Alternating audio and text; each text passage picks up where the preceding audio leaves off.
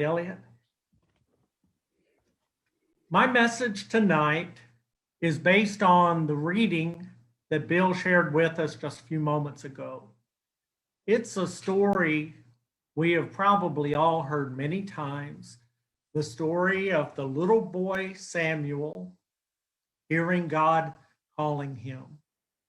It's a great story for children to learn, and it's popular in Sunday schools and vacation Bible schools. But I think it also has a deep meaning that has a lot to say to us tonight. In this story, the little boy is hearing his name called, and he thinks it's his mentor, his teacher, Eli. And he runs in to say, well, what is it? And Eli keeps saying, it's not me calling you, go back to bed. Until finally Eli understands what's happening and coaches Samuel on how to respond next time he hears someone calling him. And it's that coaching, that advice that Eli gives to Samuel that I think really contains a lot of the wisdom of this story. Eli teaches Samuel how to respond, and Samuel does in the very last part of the reading that Bill shared. Samuel replies to the voice that's calling him because now they realize that is the Lord calling. Samuel says, "Speak, Lord, for your servant is listening." Really beautiful words. Tonight, for the next few minutes, I wanted us to think about God calling us and how we respond.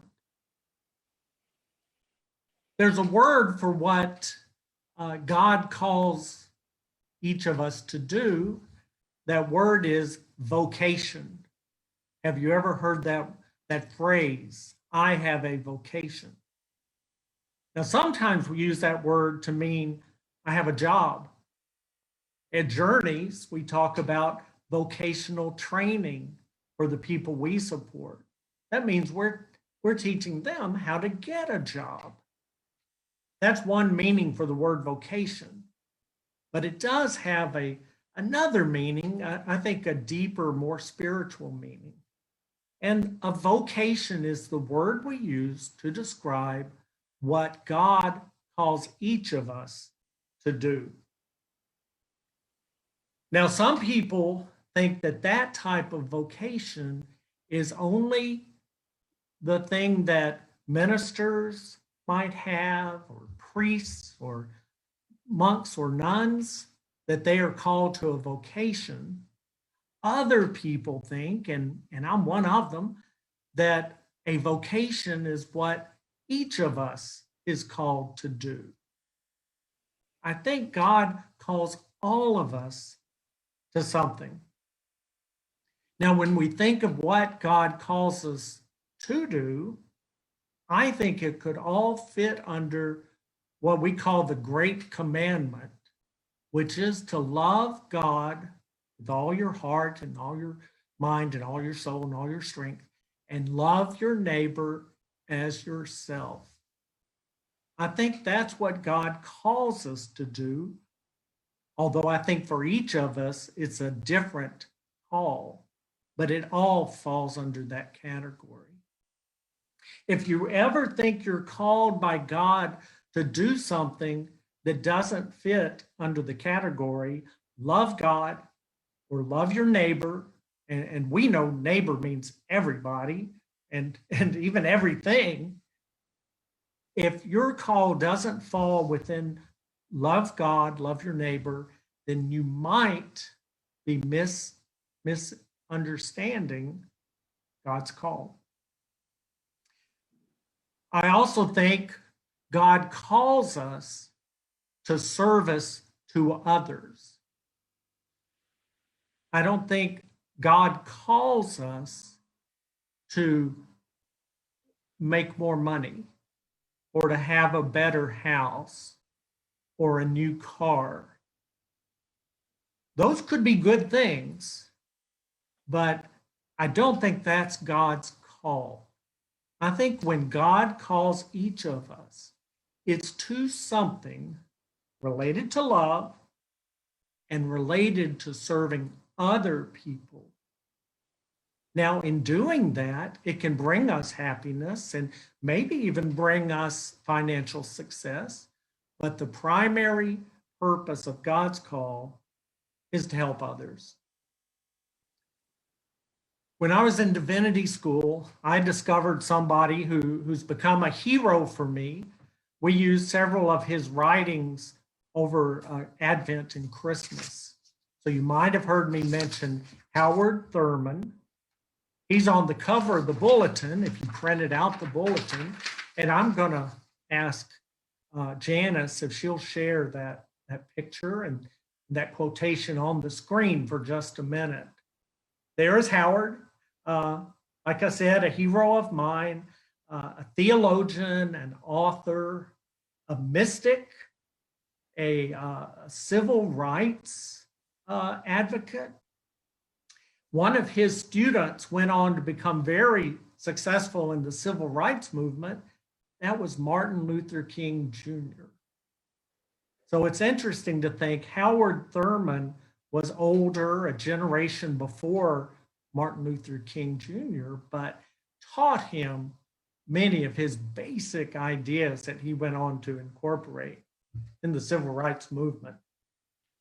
Howard Thurman started the first intentionally multiracial church in America, the Church for the Fellowship of All Peoples.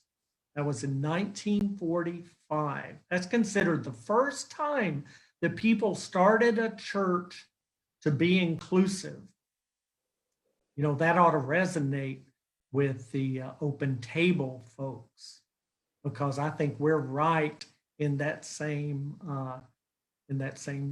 area as Howard Thurman. But Janice, if you could leave that up just for another second, I wanted to read his quote, and everybody can read along too. But I think these words are fantastic. Don't ask what the world needs. Ask what makes you come alive, and go do it. Because what the world needs is people who have come alive. Thank you, Janice. You can take that down. So as we sit and think, well, what's God calling us to do? What of all the great good works that we could do, what's God calling us to? And Howard Thurman would say, God's calling you to do that thing that makes you come alive, that gets you so excited, so passionate, that you are inspired to go do that thing. We're all inspired by different things. We're all motivated by different passions, different dreams. And so each of our calls are different as well. So that's what I get from Howard Thurman about following our call from God. Now, there's a word that's used when we think about how we understand God's call. And that word is discernment. Discernment means to figure out what is that call and how to go do that. It's not as easy as you might think. It's not as easy as it was for Samuel in the story. I think if somebody started calling us and said, Don, Anna, come here, you know, I guess they'd go there, or they might go the other direction. I'm not sure. But our call's not quite as obvious. So we have to use discernment. We have to figure out what's God calling us to do. I have thought of 4 different steps for spiritual discernment of God's call. And here they are very briefly. The first one is, if you are seriously working on discerning God's call, you should include that in your prayer. Because, you know, obviously, you should talk to God and listen from God through your prayers. So prayers are a great place to start as you're thinking about what's my call. To pray, to ask God to help you to understand, ask God to give you discernment. The second step that I think of is study. I think it's so helpful to study either alone or with others, to read material that could help you understand God's call. Last week, Taylor shared a sermon on spirituality, and he included a page of resources, of books and writings about spiritual practices. Any one of those would be a good tool as you're thinking about what is God calling me to do. One book that I learned about in divinity school was written by Parker Palmer, and it was entitled Listen to Your Life Speak. And his theme was that our lives, what's deep down inside of us, is speaking. It's telling us. It kind of goes with what Howard Thurman said. That voice inside of us is telling us what our life could be. But so often we miss it because we're not paying attention, maybe watching too much television, too much MSNBC, Gary, or reading, going to the movies, all the things that distract us. We need to listen to our inner voices. Number 3, this is a step that many people forget about, but you should work in community to find discernment of how God is calling you. So don't try to do it alone. You might talk to and work with friends or family or church members or a Bible study group or any one of the many small groups we have at Open Table. They're good places to be, to talk about what's God calling for me to do, because other people can help you see it sometimes when you don't see it yourself. You might even think, many of you could probably think of times when somebody you respected a lot just told you, and it seemed to be out of the blue, they told you about something, a talent you have, a gift, about something you're really good at. And maybe you didn't realize that until somebody spoke and helped you to see that. And the fourth step of discernment, and this is where it kind of all comes together, kind of mentioned it already, but the fourth step is listen. Listen.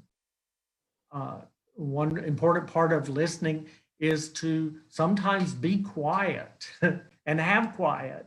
Turn off the TV, turn off music, turn off your cell phone, your computers, and spend time in quiet and listen and think.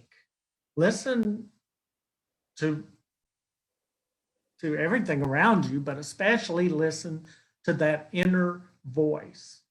Because again, you're not going to hear that voice if you are busy, too busy with all the other parts of your life. And now I want to ask Janice if she'll share a second quote. This was also in the bulletin. It was on the back page. It's by a man I'm not as familiar with as Howard Thurman. His name is Frederick Buechner. The only thing I know about him is how to pronounce his last name, because I wasn't sure, so I looked that up. You might see that in the circle, Frederick Buechner.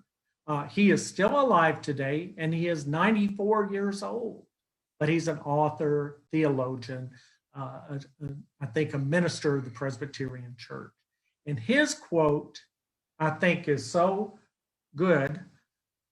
Your vocation in life comes from where your greatest joy meets the world's greatest need. Mm. So think about those two shapes. The one that's got the kind of scallops on it, that's your greatest joy.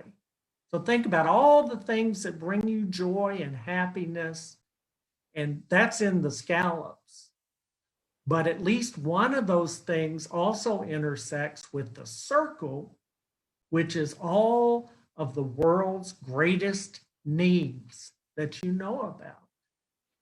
Because you can't address every need in the world. You can't help every single person or animal or plant. But somewhere in your life, you're going to figure out where your greatest joy overlaps with the world's greatest need. Thank you, Janice. Pull that down. And I want to close now with some examples of people that I think have done a good job discerning where their greatest joy intersects with the world's greatest need. And these are people you know. But I'm going to try to keep it anonymous because I don't want to embarrass anybody. So I hope I don't mess up.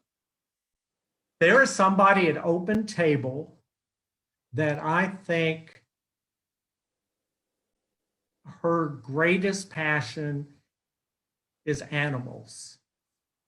And so the great need that she has identified is rescue organizations that are helping animals to find homes or to get spayed or neutered to prevent other animals to being homeless. And I think that's what God has called her to do. And that's just as holy a calling. And it is of God as much as any other calling. Another person I want to mention at Open Table is somebody that I think has a passion and is inspired by prayer. This person is so talented at prayer, at writing prayers, at giving prayers, at sharing prayers. And she has found ways to share that by hosting study groups about spiritual practices, about volunteering and helping with prayers at Open Table, at praying for people when they need prayers. I think that's a great example of the greatest passion meeting up with the greatest need. Another person I can think of at Open Table is somebody who has a wonderful talent and I hope a passion for administration. She is so good at conducting meetings, at organizing people, at heading up committees, and she shares that passion and that gift with our church because we need it. I need it. And it's so great to have somebody who is so willing to help us be organized and to run like a business, because that's important too. And this person shares her gifts not only with Open Table, most of y'all maybe aren't aware, but she also volunteers with the regional church and does all kind of administrative tasks for them as an unpaid volunteer. So talk about your great passion meeting a great need. Another couple that we have is so talented at cooking and baking and making great things to eat and drink for that matter. And when we met in person, these two would make the best refreshments and cakes and desserts and all kind of good things to share with visitors. And since we've been meeting remotely, these same people are finding out when somebody is sick and taking food to them, or taking even groceries to people who can't get out, or surprising somebody with a dessert or a special treat. And that's a wonderful example, I think, of finding where your passion overlaps with where there's a great need. And I could go on and on. I thought of teachers, and we have a lot of teachers at Open Table, so this is more than one person. But teachers, school teachers, elementary teachers, high school teachers, college teachers are doing that very thing. They have found what they care about, what they're passionate about, and it's where the world needs them to be. Or I'm thinking of the healthcare workers at Open Table. We have a lot of nurses. Some of them are retired nurses, some are current nurses, and medical professionals. And they have found that thing. That's their calling. It's that place where taking care of people overlaps with where people need to be taken care of. So that's a holy calling. That's a calling from God, just like any other. So the final example of following a call, and then I'll close, is to repeat a story. I hope I haven't told it too many times, but it's about 7 people who were doing a Bible study, and they began to think after 3 or 4 years of studying the Bible together, how many times can we go over these lessons? And they said, maybe God is calling us to something even more. And that group prayed and studied, and they worked in community, and they listened. Those were the 4 steps I mentioned earlier. And after that time, they discerned a call to start a new church, Open Table Christian Church. So y'all have heard that story. And I think you know those founders. That was their discernment. And it didn't come overnight, and it wasn't easy. And that group had to discern what's God calling us to do versus what do we want to do. It wasn't about, what'll make us happy, what'll give me a job, what would be a feather in our caps. It was all about what's needed. And that group felt that our community, Murfreesboro, needed a church that was totally welcoming of everybody, including LGBTQ folks, but not just them. That group was really concerned because at the time our church began, there were some movements in our town that were anti-Muslim, and our group didn't like to think of any groups being targeted or stereotyped in a negative way. So Open Table was designed to be an inclusive, loving church that would even be welcoming of people of all religions and all denominations. That was the call. I think they rightly identified where their passion was and where it overlapped with not the world's, but the community's greatest need. And in doing that, they founded Open Table Christian Church. So let us all kind of reflect on some of the things we talked about tonight and continue to listen and study and pray and be in community to find the discernment of where God is calling us. Amen.